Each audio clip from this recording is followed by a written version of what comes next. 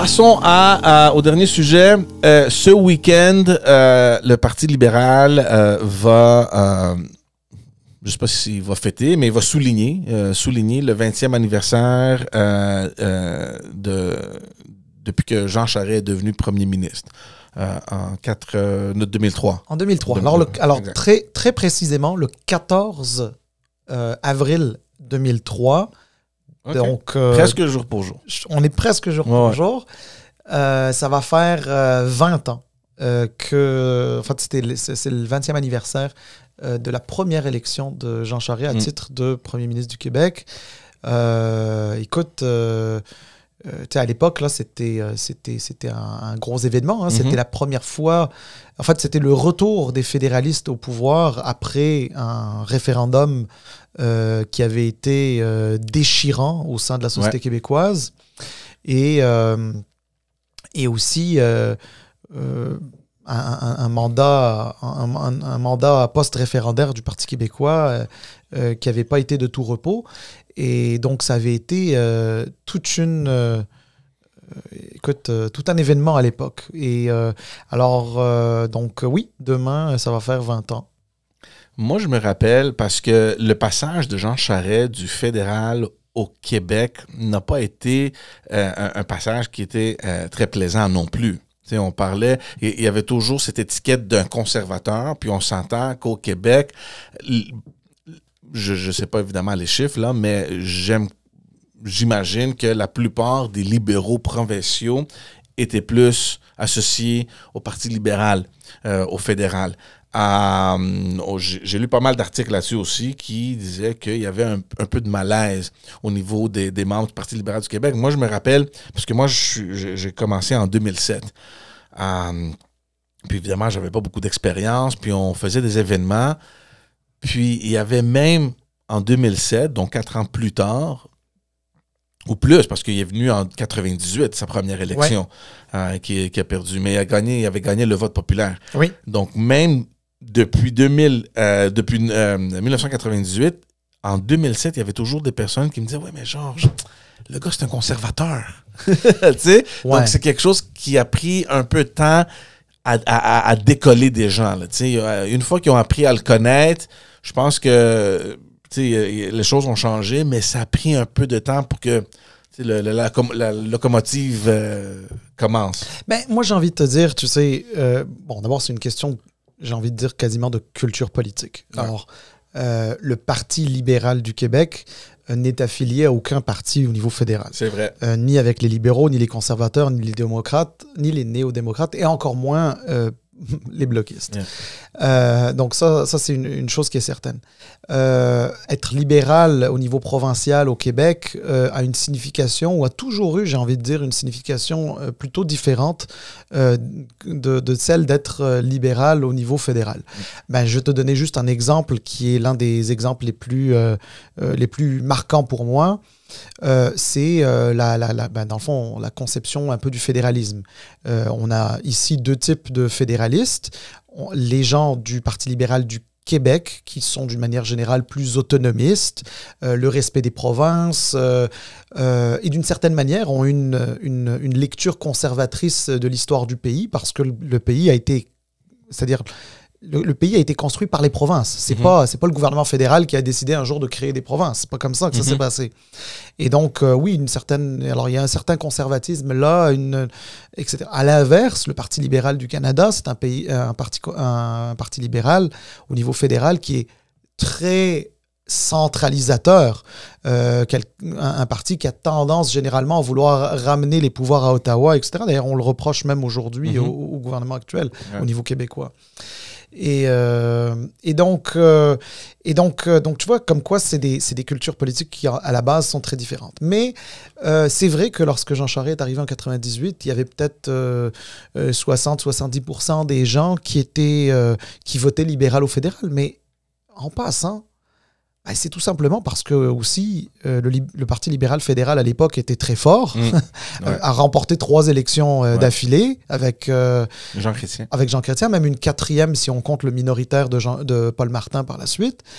Alors que le Parti conservateur, c'était un parti qui était un peu... Mais il était divisé. Il était très divisé. Mais d'abord, je rappelle qu'il passait de la plus large majorité de l'histoire du Canada en 84, et quand il a perdu, Mulroney, en tout cas, c'était plus Mulroney, mais en tout cas, le parti de Mulroney avait perdu en 93, il n'y avait plus que 2 députés conservateurs. Ouais. On est passé de la plus large majorité à 2 députés. Ouais. Puis Jean Charest, qui en était devenu le chef à ce moment-là, avait sillonné le pays pour reconstruire ce parti-là. Et aux élections de 97, il a fait élire 20 députés. Donc, il est passé de 2 à 20, ce qui est déjà un exploit, parce que c'est 10 fois plus que ce qu'il avait. Ça, c'était en 97, les élections fédérales 97.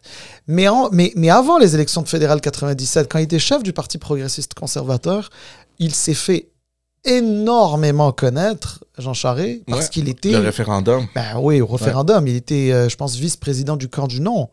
Et évidemment, il a l'éloquence, le charisme, la bête politique, le tribun qu'on connaît, là, le gars qui offre des discours absolument exceptionnels.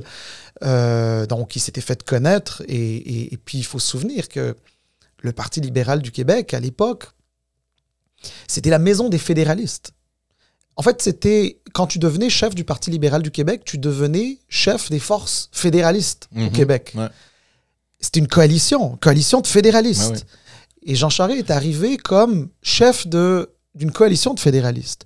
Alors oui, bien sûr, dans un parti politique, quand Jean Charest est arrivé, il y a certains qui le voyaient comme un conservateur, mais pas nécessairement dans le sens qu'il est opposé à ce qu'est le PLQ, parce qu'en réalité, au contraire, moi je pense que l'une des raisons pour laquelle le PLQ l'a adopté et l'adore, et encore aujourd'hui, beaucoup de gens au PLQ l'adorent, c'est parce que justement, il était en symbiose avec ce parti-là, avec ses valeurs, etc.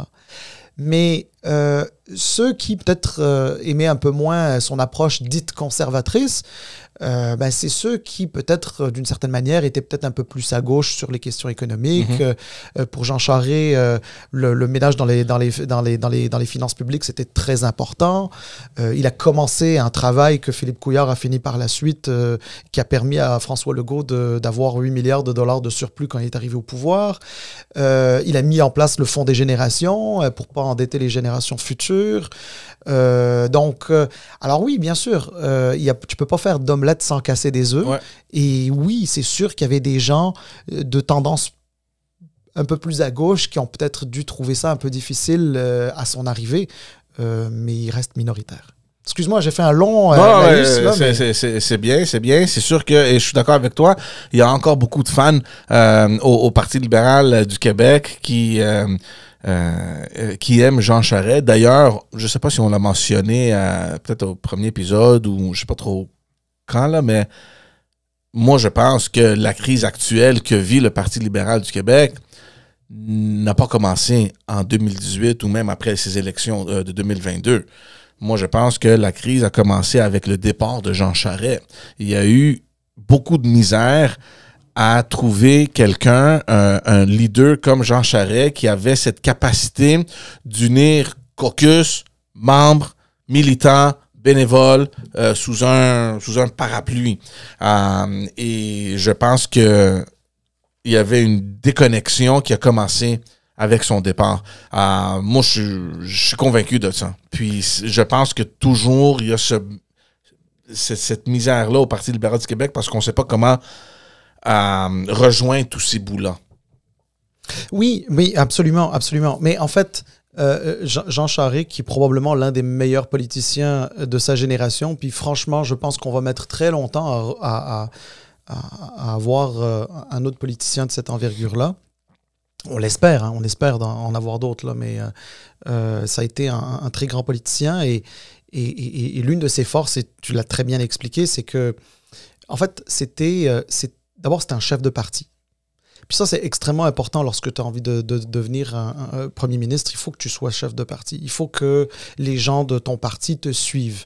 Il faut que les gens de ton parti aient confiance en toi. Il faut que les gens de ton parti arrivent à voir le chemin que tu leur traces vers la victoire et cette vision de la société que tu as envie de façonner une fois que tu arrives au pouvoir.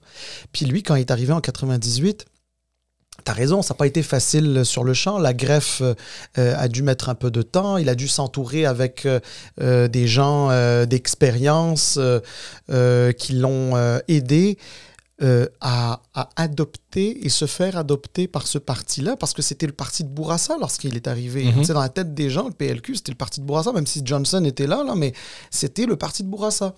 Et ça a mis plusieurs années avant que le PLQ devienne finalement le parti de Charest. Mais les 5 ans qu'il a passé dans l'opposition, d'abord, ça avait bien commencé parce qu'il a fait l'élection de 98 où, tu l'as dit tantôt, a eu le vote populaire, ce qui était très significatif après le référendum de gagner le vote populaire. Ça voulait dire, parce que c'était quasiment une élection référendaire, ça. Donc, en remportant la majorité des voix, il a empêché Lucien Bouchard de déclencher un autre référendum dans le mandat qui a suivi. Et pendant toute cette période-là, il a dû apprendre à apprivoiser ce parti, à s'en imprégner, à y mettre sa touche, bien sûr, parce que c'est toujours très important. Les partis évoluent aussi en fonction de la touche que leur apporte leur chef. Et oui, ça lui a permis de faire un très beau recrutement. Et hommes comme femmes d'ailleurs, et de gagner les élections de 2003. Et ce que les gens oublient beaucoup, c'est que en 2003, lorsqu'il a gagné, il y avait peu de personnes qui, quelques mois plus tôt, pensaient que le PLQ de Jean Charest allait gagner. Parce que il y avait eu, je pense, 3 ou 4 partiels qui avaient été remportés par l'ADQ à l'époque. L'ADQ qui était en haut des sondages. Elle était dans une belle montée, là, ouais. Mais c'est-à-dire que, honnêtement, là, je pense que s'il n'y avait pas eu de changement, puis de travail de fond et de terrain et de tournée dans les régions, etc., de Jean Charest et son équipe libérale provinciale, bien sûr, je pense que Mario Dumont aurait été premier ministre en 2003. Là. Mais d'ailleurs, il était beaucoup plus... Mario Dumont est venu beaucoup plus près en 2007. Absolument. D'ailleurs, Mario Dumont est venu quelque part en 2007, puis d'une certaine manière, sans rien enlever à M. Legault, qui est premier ministre de l'Action... pas de l'Action démocratique, mais de la CAQ, mais la CAQ qui a avalé l'ADQ. C'est la transition de l'ADQ. Exactement. Ben, d'une certaine manière, c'est quelque chose de décalé. Hein? C'est-à-dire que Mario Dumont est arrivé 15 ans plus tard, mais sous le nom de François Legault.